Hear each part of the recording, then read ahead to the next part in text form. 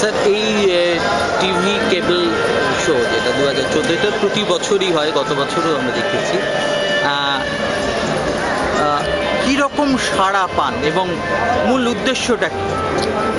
প্রথম বলি মূল উদ্দেশ্যটা হলো নতুন টেকনোলজিকে তুলে ধরা, লোকদের কাছে পৌঁছে দেওয়া। লোকদের বলতে গেলে কেবল অপারেটরদের, ওরা যে আমাদের বাড়ি অবধি পৌঁছে দেয় লাইট, ওর মধ্যে যা নতুন টেকনোলজি আসছে, কি লাগবে, সামানগুলো চেঞ্জিং হয়ে যাচ্ছে ওইসব। আর সারা পাওয়ার কথা এই আছে কি, আমার অবস্থা এই আছে যে আমার আজকেও 10টা থেকে 12টা পার্টিসিপেন্ট অলরেডি ওয়েটিং লিস্টে আছে, তাদের আমরা দিতে পারিনি জায়গায়।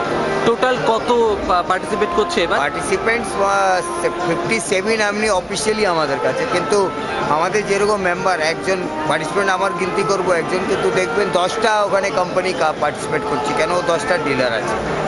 এমনি অনেক 100-150-150-র উপরে পার্টিসিপেট লোক করছে এখানে। প্রথমে জিজ্ঞেস করি যে আপনাদের এখানে মানে সংস্থা এই মুহূর্তে কোথায় কোথায় আপনাদের ইয়ে রয়েছে? আমাদের এখন সাউথ সিটিতে চলবে, শাওড়াগুলিতে বসবে, আমাদের দার্জিলিংয়ে চলছে, মালদাতে আছে, আন্ডার প্রসেস। এখন বাই মার্চ আর এপ্রিলের ভিতরে আমাদের আরও কয়েকটা বসবে। আপনারা কলকাতার শুধুমাত্র সাউথ সিটিতে মানে প্রপোজড হয়ে রয়েছে, এখনো বসেনি, ইনস্টলেটেড হয়নি, কিন্তু হবে। গ্রাউন্ড যে চ্যানেলগুলো আছে, গ্রাউন্ড যে কেবল চ্যানেলগুলো আছে, ওরা কিভাবে সার্ভাইভ করবে? কখনো মনে হচ্ছে ওদের তো একটা সার্ভাইভাল প্রবলেম থাকতে পারে? প্যাকেজেস যেগুলো বানানো হয়েছে এগুলো 4টে লেয়ারে বানানো হয়েছে, ঠিক আছে?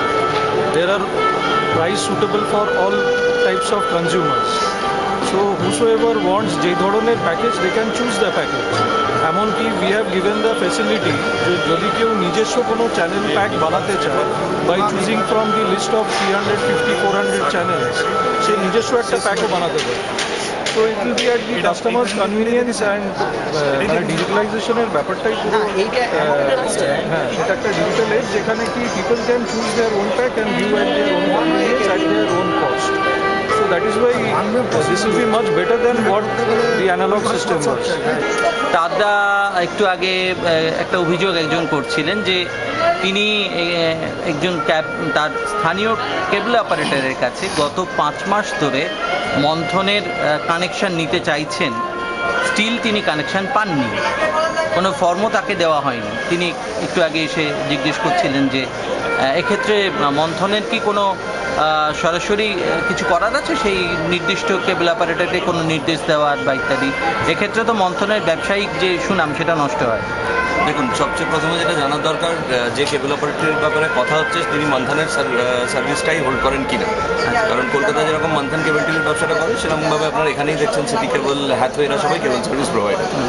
ট্রাই রেগুলেশনসের অনুযায়ী কাস্টমার যদি কেবল সার্ভিস চান কোনো অপারেটরের থেকে বা এমএসওর থেকে, তিনি দিতে বাধ্য, but depending on is commercial and technical viability. মানে সেখানকার অপারেটর যদি দেখা যায় সিটি কেবলের সিগন্যাল হোল্ডার, মানে ফর এক্সাম্পল জায়গাটা যদি বাঁশদ্রোণী হয় এবং তার নিয়ারেস্ট যদি 5 কিলোমিটার দূরে কোনো মান্থানের সিগন্যাল থাকে, তাহলে সেই অপারেটরের পক্ষে সত্যি টেকনিক্যালি এবং কমার্শিয়ালি ভায়াবল না একজন ক্রেতার জন্য সেই সার্ভিসটা নিয়ে আসা। বাট অপারেটর যদি বঞ্চিত রাখেন সিগন্যাল থেকে, তাহলে ইট ইজ কমপ্লিটলি এগেনস্ট ল, এবং সেক্ষেত্রে কাস্টমাররা এমএসওদের সাথে ডাইরেক্ট যোগাযোগ করে কমপ্লেন জানায়।